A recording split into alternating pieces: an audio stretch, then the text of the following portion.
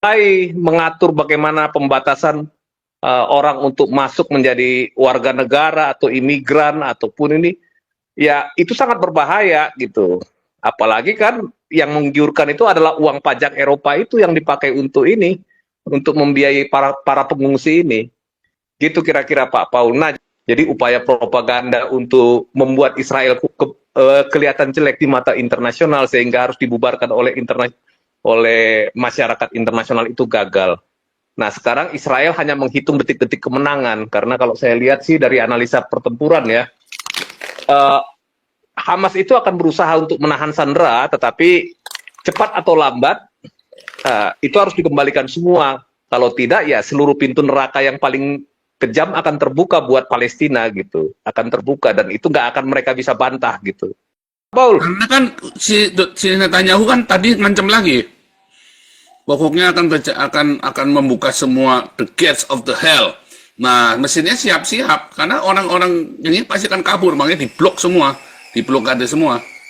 iya, jadi tentara Mesir itu sedang ya itu menggunakan ini loh senjata berat juga, senjata strategis untuk Saya kira memblokir malah orang-orang justru dari orang Mesir Gaza ini lain. akan mendatangkan neraka juga buat Hamas. Malah Betul, jadi ikutan juga. nerakanya dari dua arah nanti dari Mesir dan Pokoknya tidak dari mungkin Israel. Mesir itu pecah kongsi dengan Israel. Tidak mungkin. Mungkin kalau 10 tahun lagi mungkin ya. Untuk sekarang, mereka masih kere semua. Tidak mungkin Mesir, Arab Saudi, Yordania pecah kongsi. Nyatanya kemarin katanya Yordania mengutuk. Nggak taunya salaman juga, terima juga tuh 2.000 orang dari Gaza.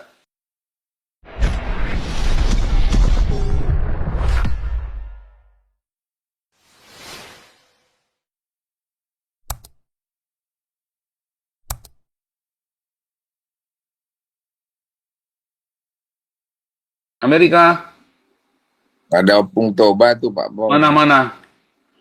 Opung Toba nih. Opung Toba udah lama nggak masuk nih Opung Toba. Opung Toba masuk, Opung. Mana nih, saya kasih co-host dulu ya. Silakan Opung. Iya, Pak Paul, tes suara. Perdu Opung. Iya, iya, iya. Ini topiknya ini memang 2 hari ini ya saya lihat Iya, Eropa itu panas. kelompok, iya, kota-kota besar di Eropa itu kelihatannya Islamis ini mulai apa ya, mulai melakukan tindak kriminal, penusukan, penabrakan kepada warga Eropa. Nah, jadi dari sini kita lihat Pak Paul, tapi ya bagus juga lah dalam arti begini, supaya Eropa itu bangun dari tidur gitu, supaya sadar. Karena selama ini kan mereka kan dengan politik yang naif dan lugu, itu membiarkan imigran-imigran Arab Timur Tengah ini masuk dengan bebas gitu ya. Dan kita kadang-kadang tidak adil juga sih kalau ngelihat. Saya bukan tinggal di Eropa, tapi melihat bahwa pajaknya orang-orang Eropa itu dipakai untuk membiayain teroris-teroris Arab ini kan gitu kan. Teroris-teroris yang berbasiskan ideologinya Helel Ben Sahar ini kan gitu. Jadi sekarang lebih bagus ya bagus juga gitu dari perang Gaza ini jadi kita bisa melihat wajah aslinya kelompok Islamis ini bahwa mereka itu ternyata memang ya membenci sistem value, nilai dan budaya yang ada di barat gitu. Nah, sekarang apa yang terjadi mereka tidak bisa melting ya, tidak bisa bergabung dengan masyarakat uh, luar yang ada di Eropa maupun di Amerika. Tetapi kalau arus imigran baik yang gelap maupun yang sah itu tidak dibendung, bagaimanapun ya 50 tahun kemudian mungkin Eropa sudah berubah peta demografinya. Nah, ini yang sangat berbahaya sebetulnya. Jadi mereka ini sistem Eropa ini kan demokrasi dan kemanusiaan, tetapi akhirnya sistem demokrasi dan kemanusiaan dan HAM inilah yang dipergunakan oleh kelompok Islamis yang radikal dari Timur Tengah ini dan ditunggangi untuk apa? Untuk menaklukkan Eropa. Kalau kita lihat perang salib sampai 11 kali, tidak pernah Eropa kalah, tetapi permainan demografi seperti ini akan membuat Eropa itu nanti pada akhirnya akan jatuh gitu. Nah, kalau Eropa tidak mulai mengatur bagaimana pembatasan orang untuk masuk menjadi warga negara atau imigran ataupun ini, ya itu sangat berbahaya gitu. Apalagi kan yang menggiurkan itu adalah uang pajak Eropa itu yang dipakai untuk ini, untuk membiayai para para pengungsi ini. Gitu kira-kira Pak Paul. Nah, jadi artinya sudah terbuka mata dunia bagaimana kelakuan mereka ini Pak Paul gitu ya. Dari mulai kita lihat di ini ya, di Timur Tengah. Untunglah upaya untuk menghancurkan Israel ini gagal. Jadi upaya propaganda untuk membuat Israel kelihatan jelek di mata internasional sehingga harus dibubarkan oleh masyarakat internasional itu gagal. Nah, sekarang Israel hanya menghitung detik-detik kemenangan karena kalau saya lihat sih dari analisa pertempuran ya, Hamas itu akan berusaha untuk menahan sandera, tetapi cepat atau lambat itu harus dikembalikan semua. Kalau tidak, ya seluruh pintu neraka yang paling kejam akan terbuka buat Palestina gitu, akan terbuka dan itu nggak akan mereka bisa bantah gitu. Nah, cepat atau lambat ya harus kembali. Nah, sekarang kalau kita lihat orang-orang Gaza pun sebenarnya udah pengen keluar, tetapi kan dihambat oleh Hamas. Mereka yang mau keluar itu ditembakin Pak Paul, yang mau keluar negeri ditembak sama Hamas gitu. Nah, jadi sebetulnya ya ini kita lihat ke depannya ini. Dunia sudah terbangun, ya, Eropa sudah bangun, Amerika apalagi. Nah, kita lihat bagaimana tindakan kadang-kadang sepertinya karena isu political correctness sama Islamofobi membuat orang-orang negara-negara di barat itu jadi takut mengambil tindakan. Padahal sebenarnya agresivitas daripada ideologi yang mereka bawa dari Timur Tengah yang suka perang sesama mereka itu akan membuat Eropa itu hancur di kemudian hari. Nah, jadi tadi Pak Paul sudah menyajikan banyak video-video. Nah, saya jadi ingat dulu Pak Paul pernah berdebat ya sama orang Indonesia yang pergi ke Amerika cewek itu ya. Itu jangan-jangan imigran gelap itu Pak. Itu jangan-jangan mau diusir juga, itu gelap juga tuh. Saya kira dia ke sana itu mau ini menyebarkan ideologinya di Amerika, jangan-jangan ikut diusir itu yang Pak Paul sikat waktu debat itu. Saya ingat banget itu Pak. Sumangkut ya, siapa itu namanya? Jangan-jangan imigran gelap gitu. Ibu Sumangkut. Ah, itu dia. Namanya Sumangkut. Iya. Terus ya sekarang ini semua orang itu menyalahkan Amerika. Wah, dengan Trump ini seperti tadi itu Profesor Dr. Kaburator bocor dari Pajajaran itu ya, yang tadi itu yang ngomong tadi itu. Dia itu bukannya profesor yang akademisi, dia itu propagandisnya Hamas.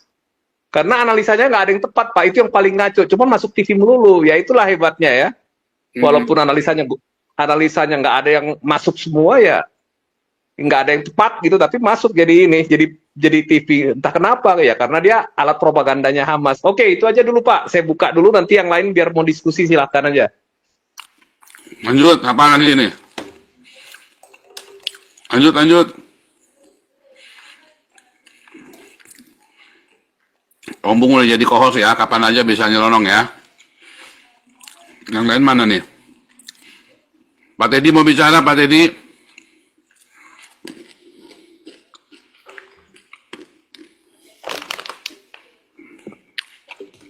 Mana nih, kok hilang nih Pak Teddy nih? Mungkin lagi pada ini Pak, karena di Konoha ini lagi banyak demo ini Pak. Sekarang demo. Iya, katanya hari ini ada demo hitam ya, demo apa? Indonesia hitam. Demo hitam. Jadi artinya begini, di satu sisi pengetatan anggaran, tapi di sisi yang lain tunjangan kinerja dosen nggak dibayar, anggaran pendidikan dikurangi, kan? Terus kemudian ya macam-macam lah itu ya yang sekarang ini. Kemudian undang-undang Minerba juga kampus juga nggak terlalu setuju kelihatannya untuk mengelola hasil tambang. Nah, tapi di sisi yang lain itu kabinet gendut gitu, yang dimana gaji 100 orang yang setingkat menteri ini kan bukannya murah, itu kan mahal Pak. Nah, sementara kesejahteraan masyarakat ini kalau Bapak lihat di YouTube itu ya, pusat-pusat perbelanjaan sudah tutup semua Pak. Pada umumnya itu orang bisa main bola di dalam Pak, main sepak bola gitu. Karena udah pada tutup semua. Jadi sektor real kita ini udah mati Pak Paul. Jadi tagar yang kemarin Pak Paul bilang itu apa? Kabur dulu. Kabur dulu itu saya kira satu masalah paling beratnya adalah masalah ekonomi. Itu yang pertama. Yang kedua sosial politik, Pak. Karena kita lihat elit politik di Indonesia ini itu mereka ini sekarang berlomba untuk berkuasa. Kemudian ketika mereka berkuasa, mereka menghabiskan sumber daya yang ada. Kemudian sesudah mereka selesai berkuasa, ya udah tenang-tenang gitu ya. Nah, kemudian nanti orang lain yang berkuasa lagi akan melakukan hal yang sama. Itu akan terjadi terus dari generasi ke generasi. Ya kita lihatlah ya dari kemarin 10 tahun eranya Mulyono apa yang ada, Pak? Infrastruktur ekonomi nggak terbangun, makanya sekarang pengangguran di mana-mana. Nah ini jadi orang sekarang ini nggak ini ya, dengan berita internasional mungkin kurang begitu mengikuti mereka. Kenapa? Karena melihat juga Hamas udah nggak mungkin menang, Pak Paul. Udah nggak mungkin menang gitu. Ya artinya Hamas hanya cari mujizat aja untuk supaya dia bisa bertahan tetap jadi penguasa di Gaza. Tapi saya kira akan cepat atau lambat harus pergi. Jadi Amerika itu akan memberikan izin Hamas pergi keluar dari Gaza, kemudian baru Gaza dibangun. Kalau misalkan mereka masih di situ, ya pasti akan diperangi terus. Ya, pasti. Mereka Masalahnya, saya yakin nanti pada akhirnya yang menghabiskan Hamas itu justru rakyat Gaza sendiri, udah nggak tahan. Karena udah titik yang paling minimum ya. Pasti akan terjadi pemberontakan tuh di Gaza itu. Apalagi kan terus mulai sama pemerintah Amerika dan Israel, siapa yang bisa menyerahkan para pemimpin Hamas ini akan diberi hadiah kan. Mereka udah dalam kondisi udah tidak karu-karuan, akan serahkan itu akhirnya. Iya, makanya kita lihat kenapa kemarin beberapa orang yang dibebaskan oleh pemerintah Israel itu malah minta tinggal di Konoha, malah minta tinggal di negara-negara lain, Pak Paul. Itu betul itu. Itu saya sampai ketawa itu. Karena ini sudah ada kelihatan Hamas ini akan, ya Pak, aur manuk istilahnya kalau orang Sunda bilang. Bubar semua, lari semua Pak nanti pada akhirnya. Karena nggak akan mungkin menang. Kan Hamas lagi lobby Indonesia agar sandera-sandera itu bisa tinggal di Indonesia. Ya kan? Iya. Gila itu. Ya semoga diterima sama Indonesia dengan lugunya. Jadi teroris, kudeta ntar kayak di ini, kayak lagi di Mesir sama di Yordania kudeta nanti anggota Hamas ini kan. Si Prabowo. Iya, jadi kalau peristiwa Black September kan kita lihat sekitar 25.000 sampai 30.000 orang Palestina itu kan dihajar sama Raja Hussein, bapaknya Raja Abdullah sekarang. Itu karena mereka mencoba kudeta Pak Paul pada waktu itu. Itulah yang disebut peristiwa Black September akhir tahun 60-an atau awal tahun 1970-an. Nah, jadi kalau itu nanti diterima di Konoha ini ya siapa tahu kan nanti kan mereka mencoba di Jakarta untuk kudeta. Bisa ambil alih negara Indonesia jadi negara Palestina. Jadi ini betul. Apa namanya? Palestindo. Gitu. Iya. Atau Indo-Palais. Aduh, bukan Indonesia lagi tapi Indotina.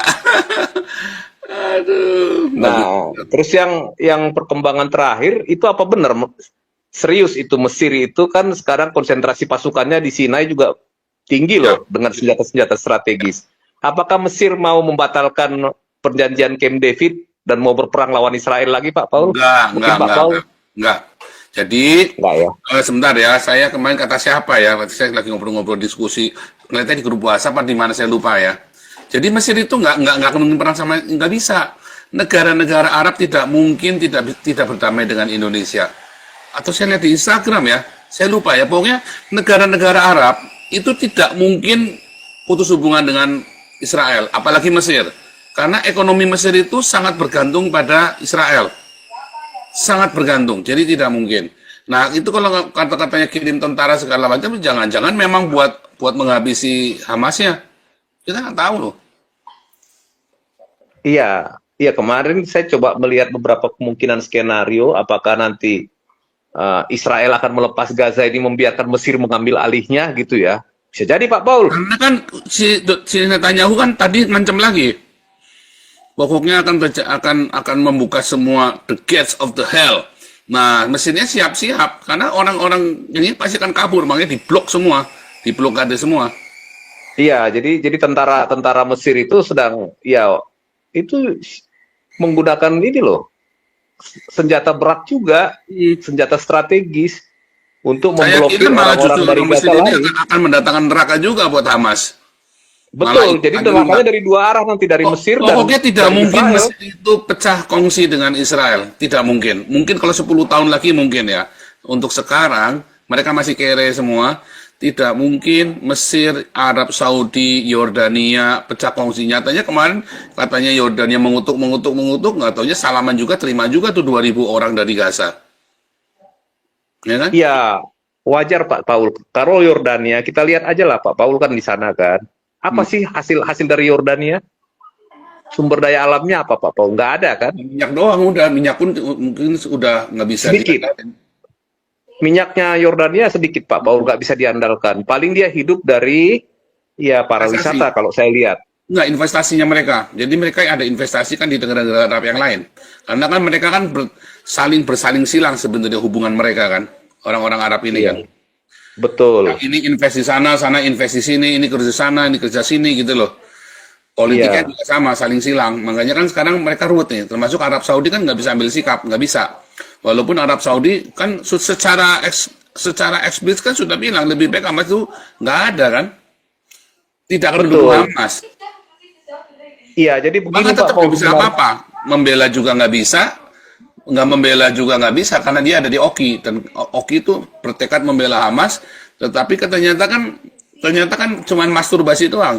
Nyatanya Oki yang membela Hamas, apakah Arab Saudi, Yordania, Mesir, Kuwait membela Hamas? Oh, mereka itu punya pengalaman pahit dengan Hamas. Entah mah. Nah, Iya, silakan, betul Pak silakan. Paul. Dan Silakan. Jadi jadi ulahnya Hamas ini, sekarang ulahnya Hamas ini menjadi bumerang. Sekarang orang-orang Eropanya bangkit.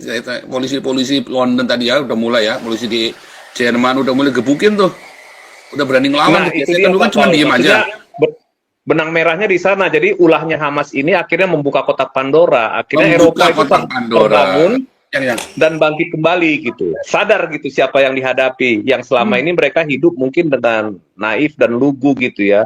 Memandang bahwa semua manusia itu sama saja dan baik-baik saja ideologinya gitu. Ternyata ya ideologi sebelah ini, apalagi ideologinya Hamas, tidak baik-baik saja gitu Pak Paul. hmm, Nah ini yang betul-betul ya. terjadi. Jadi kalau kita lihat ya negara-negara Arab ini masing-masing kan punya kepentingan nasionalnya sendiri-sendiri. Nah, ini mereka ini sekarang bingung dengan urusan Gaza ini. Jadi mereka nggak bisa sama-sama maju, Pak, tersandera dengan urusan Gaza. Saudi Jadi Arabia, 2 tahun yang lalu kan saya bilang nanti seluruh dunia itu akan sadar betapa jahatnya Islam, akan kebuka. Nah ini momentumnya ini udah kebuka bener-bener tercelik mata mereka. Karena orang Islam, kelakuan orang Islam sendiri. Kayak tadi yang di Polandia itu ya. Kalau Polandia kan sudah dari 2 tahun yang lalu ya, nggak terima ya. Nah sekarang Belanda hari ini kemana ya berapa minggu yang lalu udah tutup, nggak terima asilum lagi. Belanda itu. Jadi datang diusir langsung di ini ya. Terus dijemputin semua ya. Ini orang terus kemarin saya nanya beberapa asilum saya nanya beberapa ini ya asilum mana aja di sana. Afghanistan, Syria, Irak udah nggak ada. Syria masih ada beberapa, tapi itu pun udah mau diusir, ya kan? Pasti ditolak yang dari Syria. Makanya sekarang gelombang asilum ini diprioritaskan dari Ukraina. Begitu dari Ukraina diprioritaskan, yang Arab-Arab tinggal di tenda. Kalian dari Ukraina itu, tapi sekarang Ukraina udah habis ya, tinggal beberapa orang aja ya, tinggal beberapa. Karena kan sudah mulai reda. Dan mereka juga pengen balik orang Ukraina ini. Tapi kalau Arab-Arab ini kan memang kesini mau ngaco. Nah itu yang jadi masalah. Dan sekarang ini memang pertaruhan political correctnya ya. Jadi harus berani. Kalau berlambat-lambat, maka terlambat. Tapi kalau tegas, maka setahun ini ya des. Saya yakin selamat Eropa. Kalau enggak ya kayak Inggris ini sudah sedikit terlambat ya. Inggris itu sudah sedikit terlambat. Tetapi saya rasa orang-orang Eropa nggak bodoh ya. Mereka sudah bikin riset, mereka sudah tahu, mereka hanya butuh trigger. Trigger yang pertama sudah kemarin demo Palestina ya. Trigger yang kedua sekarang ini ya, oleh penusukan ini kan oleh asilum, ya asilum seeker. tinggal kita tunggu trigger selanjutnya nih, yang gede apa nih. Begitu trigger yang gede ini jadi, saya kira kan diratain, diusir semua tuh, kayak dulu Holocaust itu. Saya kira kan terjadi tuh. Bedanya nggak di kamar gas, tapi diusir, dipulangin pakai kapal. Kayak Soekarno dulu mulangin orang-orang Tionghoa pulang ke Cina kan, dipulangin pakai kapal. Terserah mereka, terserah. Pokoknya temunya kamu di tengah laut, ya kami ke tengah laut. Kamu mau kemana, terserah kamu. Mungkin begitu kali ya. Pokoknya ini kapal akan berhenti di Syria, di sini. Kamu nggak mau berhenti, terserah kamu. Udah pokoknya diituin aja kan. Paling saya rasa begitu ya. Iya Pak, cuman yang sudah jadi warga negara, nah itu yang sulit Pak Paul gitu. Kecuali yang mungkin yang baru datang, yang sudah warga negara nggak banyak. Karena gini, saya sendiri merasakannya untuk menjadi warga negara itu prosesnya nggak gampang. Iya Pak. Kan? Saya sendiri merasakan, tapi saya mendapat privilege karena mereka punya ini ya. Cuma saya dikasih tahu, ini, waduh, ini mah berat, bisa 5 tahun nih prosesnya nih. Nggak taunya saya kelar dulu pertama.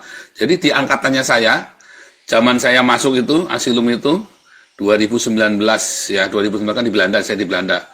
Yang warga negara baru saya. Yang mendapatkan kewarganegaraan Belanda itu baru saya. Saya udah tanya-tanya itu ya sama yang kena. Saya yang baru pertama kali.